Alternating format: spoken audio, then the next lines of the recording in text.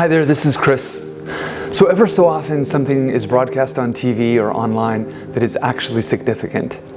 Today on the left of center news program Democracy Now!, such a thing was broadcast. Daniel Ellsberg is one of the most famous peace activists in US history. Before this, he was regarded by US presidents and those at the top of the defense and State Departments as one of the most brilliant men in America working on behalf of the US government. He was responsible for turning over to the New York Times and Washington Post what became known as the Pentagon Papers.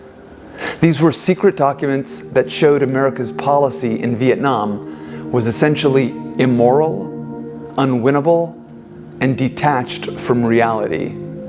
And that all of this was being kept from the American people through decades of lies, while Americans and others died by the tens of thousands.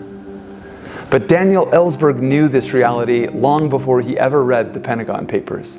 He had been providing the White House and top members of the Defense Department with intelligence directly from the jungles of Vietnam, as well as years through analysis and walking the corridors of power. What made him different was that he was willing to give up everything, including his own life, his future, his young wife that he had just married, and faced with the threat of prison. He knew that every day the American people were lied to by their own government meant more lives added to the hundreds of thousands already dead, and another day in which America suffered a loss of its moral center. Henry Kissinger called him the most dangerous man in America, and the Nixon White House conspired to send him to prison for 115 years. 115 years. But he was acquitted after it was discovered that he had been illegally surveyed by the US government, and that the government broke into the offices of his psychiatrist in the hope of finding damaging evidence against him. Today, Mr. Ellsberg responded to Amy Goodman's questions on his decision to tell the world that he has inoperable pancreatic cancer, that he may have as little as 1 month or a few weeks to live, and to share whatever he might want to share with people listening. I think one of the most striking things about the interview is Mr. Ellsberg describing that our policies concerning Taiwan and concerning the war in Ukraine are essentially insane.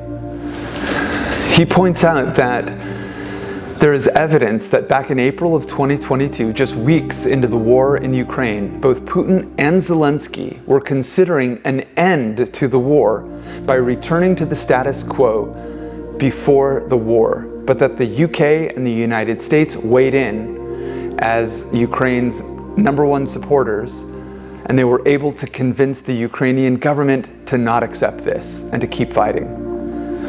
While I understand that this is hard to believe, it becomes less hard to believe in light of other things our government does that are, there's no other word for it, insane.